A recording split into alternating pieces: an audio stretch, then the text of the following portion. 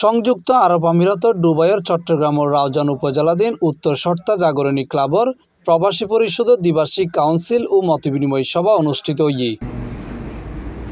নভেম্বরের 21 তারিখ শুক্রবার অনুষ্ঠিত এই কাউন্সিল অধিবেশনত সংগঠনগর আগামী 2 বছরলে নতুন কমিটির ঘোষণা করা হয়। ক্লাবের মাধ্যমে যাতে শিক্ষা এবং স্বাস্থ্য, বিশেষ করে বাসস্থান, আমাদের এলাকার অনেকের ঘরবাড়ির সমস্যা, স্বাস্থ্যগতভাবে অনেক মানুষ দেখা যায় গরিব, তাদেরকে সহযোগিতা, এগুলো যদি ক্লাব একটা ফাউন্ড করতে পারে, ওখান থেকে কিছু যাতে সহযোগিতা হয়, সেটার জন্য প্রবাসীদের ভূমিকায় অগ্রাধিকার থাকে, কারণ প্রবাসীর ভূমিকা ছাড়া এটা সম্ভব নয়। 2021 সনের পর থেকে আমাদের প্রবাসী পরিষদের সহায়তায় সহযোগিতায় জাগরণ ক্লাবের পূর্বের রূপ আমরা ফিরে পেয়েছি।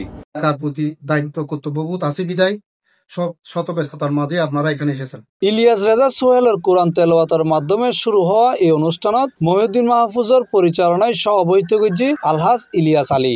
এটা পদক্ষণে কি ভাই সভাপতি, সাধারণ সম্পাদক, অর্থ সম্পাদক, সাংগঠনিক সম্পাদক ইয়েন বড় কিছু না।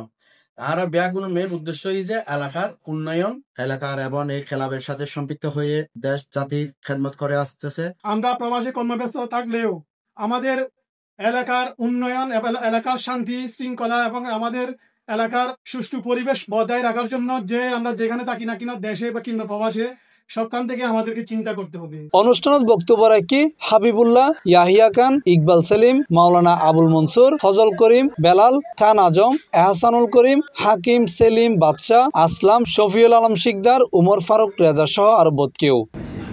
শেষ করছি। আসসালামু আলাইকুম। যারা নতুন আসবে ওরা এদের আদর্শ মনে করতাম সম্পৃক্ত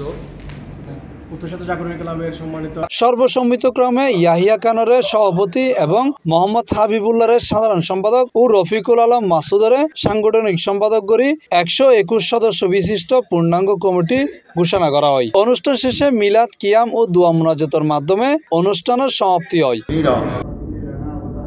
C+ টিভি, চট্টগ্রাম।